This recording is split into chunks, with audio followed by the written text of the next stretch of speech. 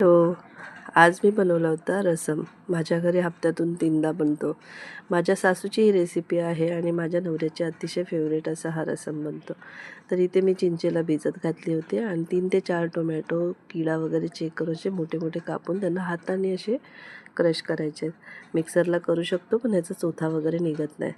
त्याच्यामध्ये मी चिंच घालून याच्यामध्ये पाणी वाढवून मी छान असा हाताने क्रश करून झाल्याच्या नंतर याचा चोथा सगळा असा इझिली निघतो आणि तो काढून घ्यायचा आहे आणि त्यानंतर हा पाणी असं रेडी करायचं आहे. त्यानंतर मिक्सर जारमध्ये इथे मी 1 चमचा इथे काळी मिरी घेतली आणि 1.5 चमचा इथे मी जिरं घेतलं आहे. त्यामध्ये थोडीशी धणे घालून यांना छान वाटून घेतलं आहे आणि हे वाटून झाल्याच्यानंतर याच्यामध्ये 10 ते 12 लसूण घालून यांनाही क्रश करून घेतलं आहे. त्यानंतर स्टीलचा पातेला घ्यायचा आहे, स्टीलचाच घ्यायचा आहे आणि पातेल्यामध्ये थोडं तेल घालून ह्याच्यामध्ये राई, हिंग आणि त्याच्यानंतर मग सुकी मिरची आणि कढीपत्ता टाकायचा आहे आणि थोडीशी हळद टाकायची आहे आणि क्रश केलेली पावडर टाकायची आहे. मला हे थोडं शूट करता नाही आलेलं, थोडं मिस्टेक झालेले.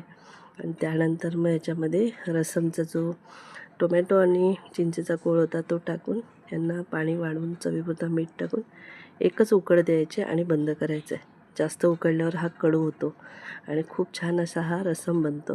तर नक्की ट्राय करा आणि मी तुम्हाला नेक्स्ट रीलला तुम्हाला मी कैरीचा रसमची रेसिपी सांगेन. तर नक्की पहा आणि मला फॉलो करा. भेटूया नवीन व्हिडिओमध्ये. बाय.